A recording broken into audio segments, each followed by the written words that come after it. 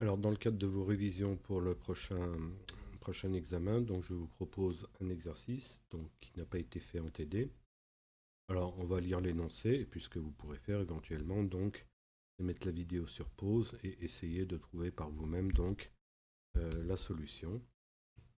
Et donc, et bien évidemment, je vais décrire donc cette correction par la suite de la vidéo.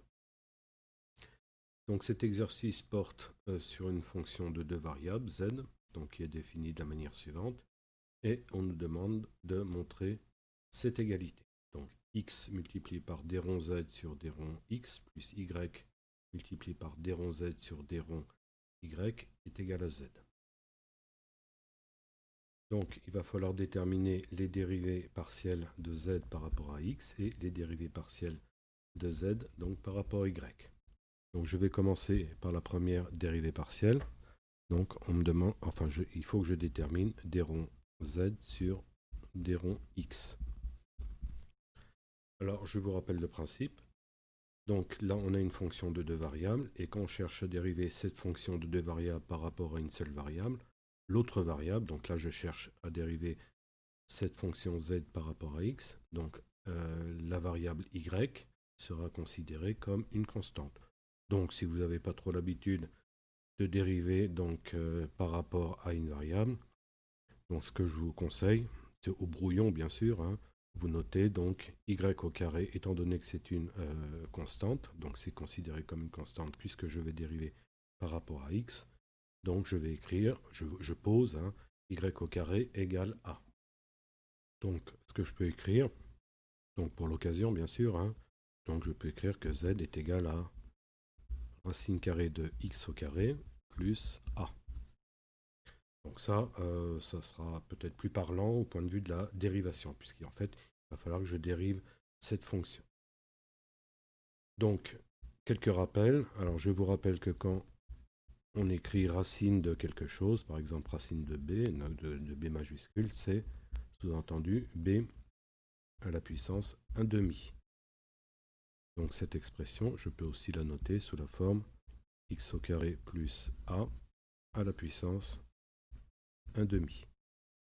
Donc je précise bien, je note donc z sous cette forme dans le cadre de la recherche de la dérivée partielle de z par rapport à x. La forme de z, bien évidemment, reste racine de x au carré plus y au carré. Donc, pour la racine, donc, je vais noter ça sous forme de puissance 1 demi, ce qui revient au même. Hein. Ensuite, il va falloir que je dérive donc par rapport à x. Donc, je vous rappelle la formule qui est très pratique. Hein. Donc, de la dérivée de la fonction u puissance n. Donc, rappelez-vous bien de cette formule, hein, donc, parce qu'elle est très générale. Ça sera n u n-1 multiplié par u'.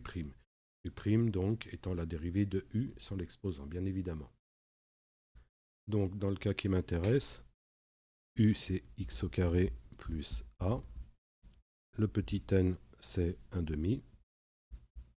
Et je vais prendre donc la dérivée de cette expression. Donc j'applique ma formule. N c'est 1 demi. Multiplié par x au carré plus a à la puissance donc n moins 1, c'est-à-dire 1 demi moins 1, multiplié par u'. Alors u c'est x au carré plus a. Quelle est la dérivée de x au carré plus a? Ça sera donc 2x pour x au carré, la dérivée. Et la dérivée d'une constante, c'est bien évidemment 0. Donc, je vais pouvoir simplifier par 2, en haut et en bas. J'aurai donc x au carré plus a à la puissance 1 demi moins 1, c'est-à-dire 1 demi moins 2 demi, c'est-à-dire moins 1 demi. Il me reste le x, bien évidemment. Alors j'ai quelque chose à la puissance moins 1 demi. Je rappelle, hein, donc quand j'ai une expression, par exemple b à la puissance moins n, ça sera 1 sur b à la puissance n. C'est-à-dire que cette expression, je peux aussi l'écrire sous la forme, donc, x, ça sera plus propre, hein, divisé par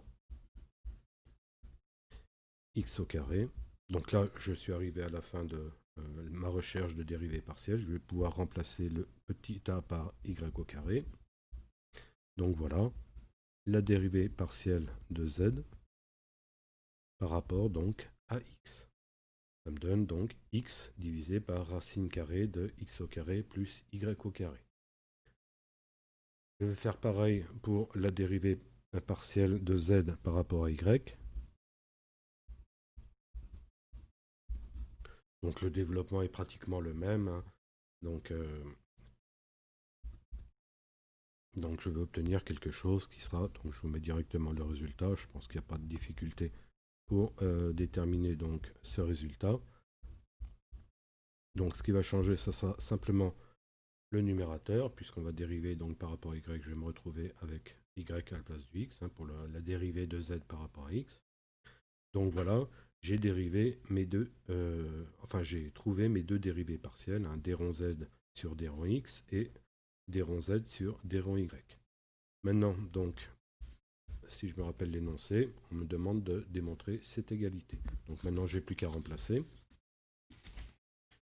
Donc, x multiplie, donc x multiplié par d rond z sur d rond x, ça nous donne x sur racine de x au carré plus y au carré, plus donc y fois d rond z sur d rond y. Donc y multiplié par d rond z sur d rond y, c'est-à-dire y sur racine de x au carré plus y au carré. Donc voilà ce que j'obtiens. Évidemment, je vais pouvoir simplifier. Là, au numérateur, je vais avoir x au carré.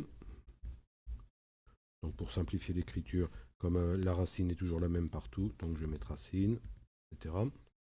Plus y fois y, ça nous donne y au carré, sur la racine de x2 plus y2.